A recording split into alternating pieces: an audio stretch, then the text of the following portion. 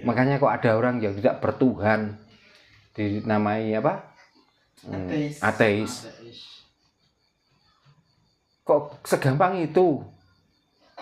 Apakah orang ateis itu nggak pernah bekerja? Apakah orang ateis itu nggak pernah memberi nafkah anak istrinya? Kok terus masih ngomong orang itu nggak bertuhan?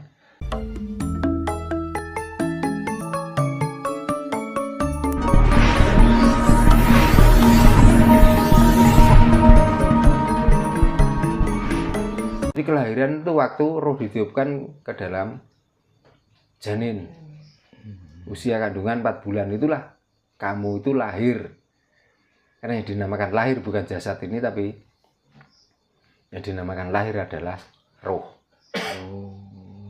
Makanya kalau ditanya sudah umur berapa, itulah sesuai hitungan tanggal. Lah rohmu itu berapa ratus tahun yang lalu sudah hidup kok. Makanya kalau ditanya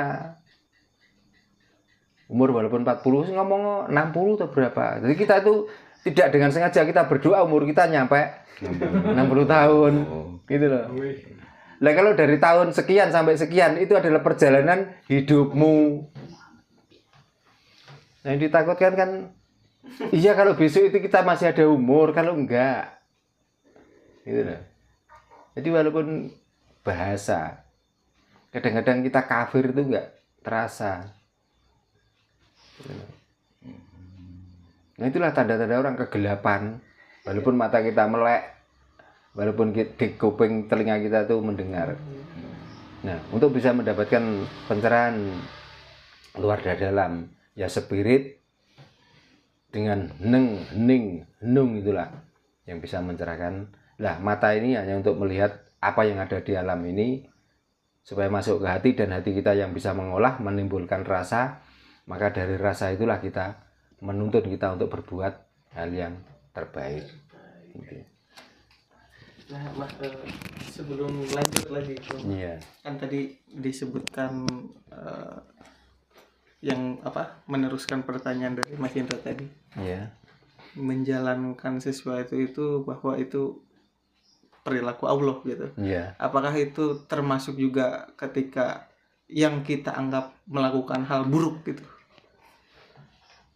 Umpamakan Perlu dijawab? Perlu dijawab? Iya. Kan qalbu mukmin baitullah. Hati orang-orang yang beriman itulah rumah Allah. Lah, hati yang beriman itu orang hidup atau orang mati? Orang hidup. Orang hidup kan? Iya, orang hidup. Berarti di saat Allah ada itu berarti saat kamu hidup. Nah, buruk itu pekerjaan hidupmu, bukan pekerjaan matimu.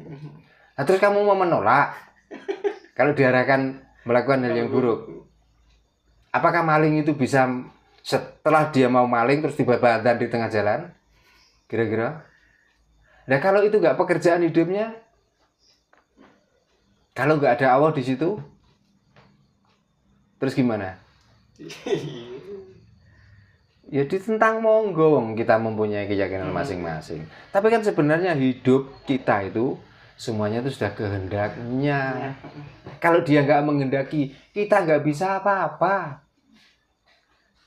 Berarti bisa dikatakan maling sepintar apapun, kalau ya katakanlah kalau mati mah ya nggak melakukan.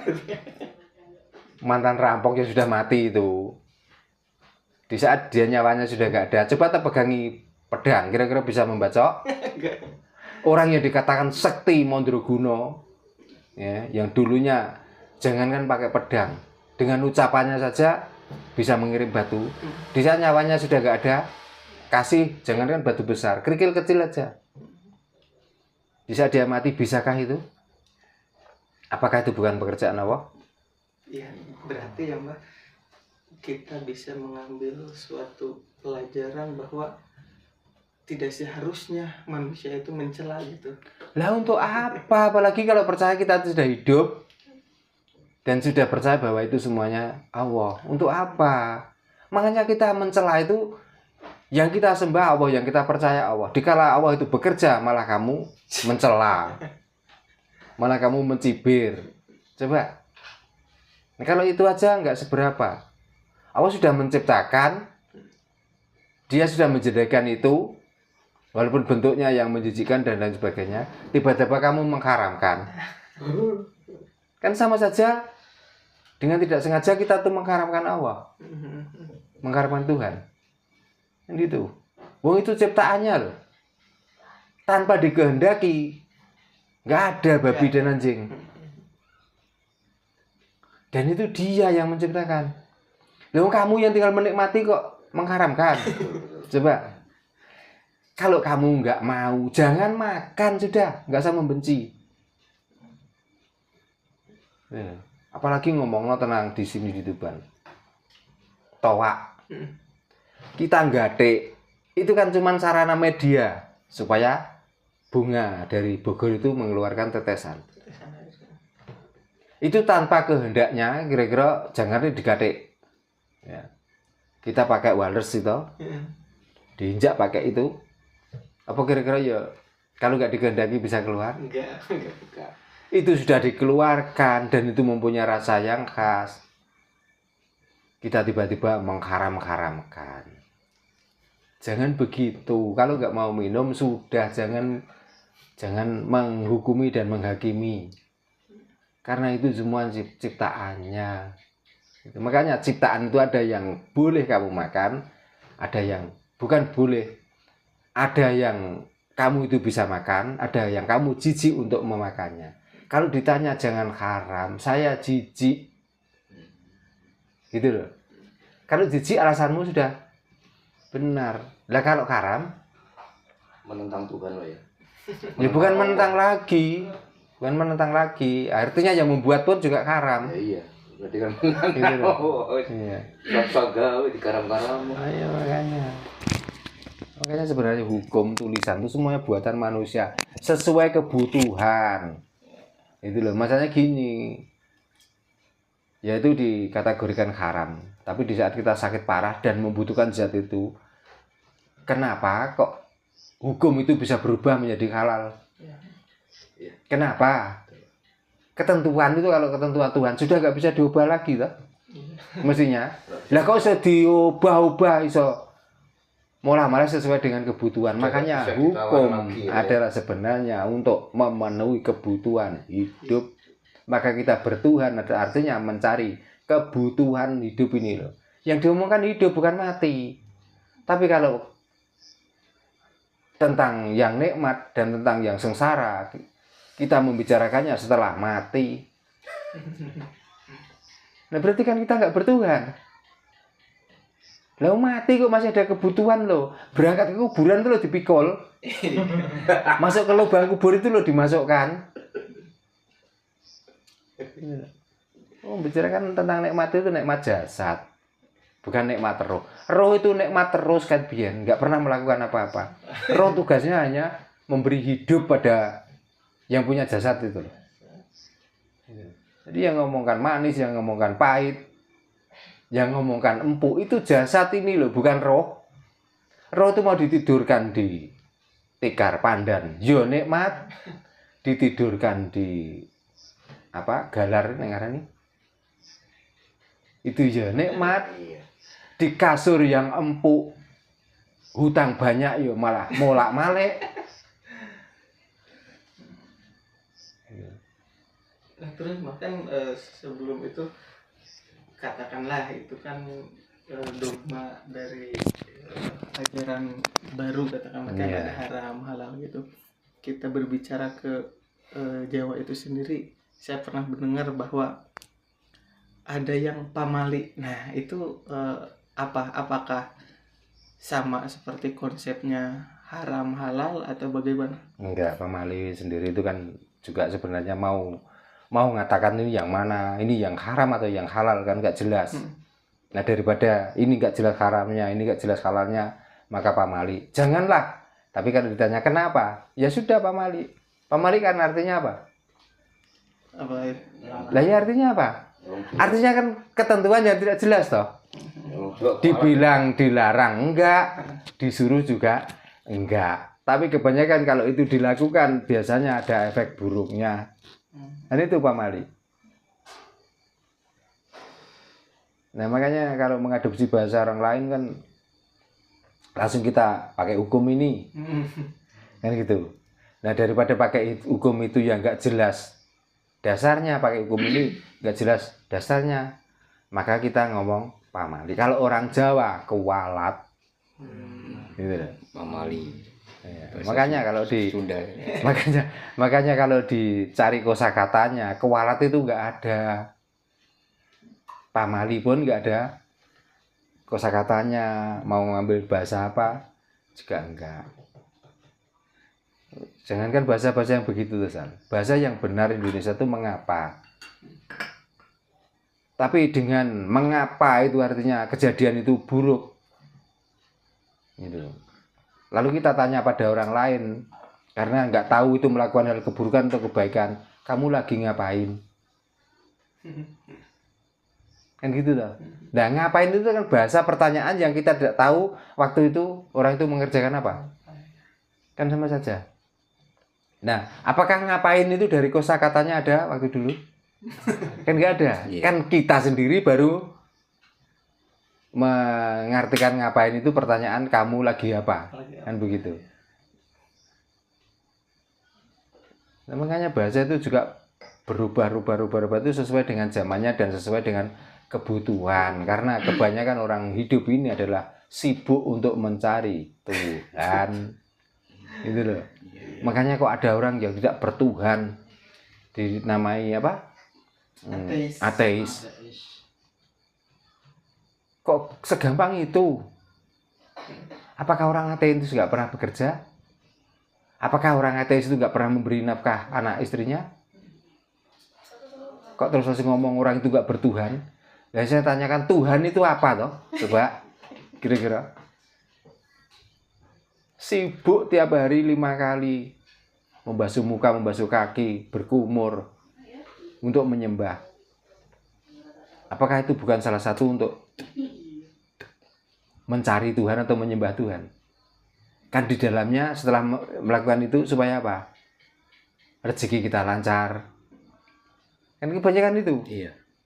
Kan tetap kebutuhan rezeki itu yang kita harapkan. Enggak tentang nyembahnya itu loh.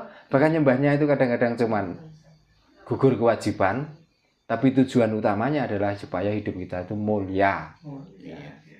Nah, mulia adalah mencukupi kebutuhan untuk memuliakan diri. Makanya ojo munafik bagi orang-orang penyembah Tuhan itu. Orang berspirit, orang yang dzikir, orang yang membaca ini. Makanya setiap amalan, bacalah ini, maka kamu akan terpenuhi. Kenapa kok mesti itu yang dibicarakan? Kok enggak hatimu nanti terang, hatimu nanti gamblang, dan kamu akan merasakan hidup yang, kalau membicarakan hidup kamu tentram, artinya juga terpenuhi kebutuhanmu lagi. Kenapa kok mesti itu yang dibicarakan? Kok enggak ada, kamu baca ini loh, nanti kamu masuk neraka, kok enggak ada yang begitu? Iya. Kok ini baca 100 kali tiap malam, maka hutangmu akan lunas. Berarti kan ya mencukupi kebutuhan untuk bayar hutang. Maka rezekimu akan lancar. Berarti kan juga kebutuhan hidup lagi. Coba Pak Bayan, monggo. Ada usulan, masukan? Iya. Nah. Ben lebih gamblang, ben lebih pinter. Itu tadi ya saya meneruskan usulan dari Mas Indra. Nggih. Tentang Muhammad itu wujudku ya Mas.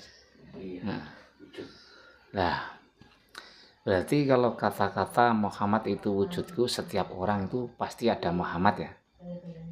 Muhammad yang dibicarakan di sini karena Muhammad itu banyak Pak. Ada Muhammad itu Nabi, ada Muhammad Nur. Nah, iya, maksud saya kan maksud itu Nur. Muhammad Nur. Sedangkan kan yang Muhammad Nabi yang selalu hari-hari kita laungkan kan kita akan dapat syafaatnya ya toh di yaumil akhir. Nah, kan saya tuh sempat berpikir Pak. Masa orang satu bisa mensyafaati banyak dunia kan? Saya sempat berpikir ke situ. Iya apa ora iki? Nah, saya sempat berpikir Pak ya. Jadi mohon maaf ini para pemirsa, ini kan saya cuma mencocokkan saja. saya punya pemahaman ya toh. Iya. Jadi kalau kita bicara Muhammad, Nabi Muhammad ya toh, ceritanya dulu kan orang yang baik ya toh. Nggih. Orangnya pokoknya apa yang diperbuat itu selalu baik lah. Nah, pemahaman saya kok seperti ini. Bukan kok kita itu selalu mendoakan Nabi Muhammad yang di sana agar kita mendapatkan syafaatnya. Lah wong orang sak donya nyafaat, wong sitok iso nyafaati. Loh. Saya berpikir ke situ. Jadi kan sebenarnya mungkin seperti ini ya Pak Darno ya. Iya. Yang dimaksud Muhammad ya Muhammad yang ada dalam diri kita itu, kemungkinan seperti itu. Jadi misalnya nih kita mengaji ya toh, acuan Nabi Muhammad yang di sana kan perbuatnya baik ya. Jadi kalau kita meniru kelakuan beliau, kemungkinan besar kita akan disyafaati oleh Muhammad kita sendiri. Nah, itu sepakat enggak Pak Darno? Meniru ya toh, kita meniru berbuat baik apa yang dilakukan Nabi Muhammad yang ada di sana waktu hidup. Nggih. Nah, sampun. Nah, tadi kan jenengan matur bahwa syafaat itu nanti diharapkan di yaumil akhir atau yaumil kiamah. Nah, sing kula tangletaken jenengan saged nyebut itu apa ya ngerti maknane yaumil akhir atau yaumil kiamah. Lah niku. Makanya kita ngoten. Yang dinamakan hari kebangkitan, karena yaumil kiamah itu artinya hari kebangkitan. Di saat jenengan bangkit niku di siang hari atau di pagi hari? Berarti kalau bangkit berarti nunggu tidur dulu toh. Berarti setelah tidur kita bangkit, makanya disuruh mendapatkan syafaat dari Nur Muhammad. Kalau dari Muhammad, ya tadi jawabannya Muhammad orang satu kok mencapai orang dunia. Betul. Tapi kalau syafaat Nur Muhammad kan dari perilaku kita sendiri di saat bangun tidur sampai mau tidur lagi.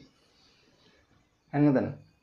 Jadi kalau dibicarakan yaumil kiamah itu adalah nanti kalau dunia ini sudah hancur. Rata-rata orang yang mencari syafaat itu memang di hari yaumil kiamah, Pak. Di hari kebangkitan. Di saat kita bangkit dari bangun tidur, kita yang punya utang, walaupun kita nggak bisa nyaur, nggak bisa bayar, delik adalah metode yang paling utama. Berarti kan kita berusaha. Iya. Nah itu dari apa? Apakah yang delik itu rohnya? Apakah jasad ini? Jasad. Maka Muhammad adalah wujudku. Iya. Perbuatan jasad jenengan yang diolah dari pikirannya itu, maka menghindar dari hal yang kira-kira itu membuat jenengan takut karena ada utang nggak bisa bayar, ada janji yang nggak bisa menepati, satu-satunya jalan untuk mencari supaya kita tidak dimarahi orang lain, delik atau sembunyi gitu loh.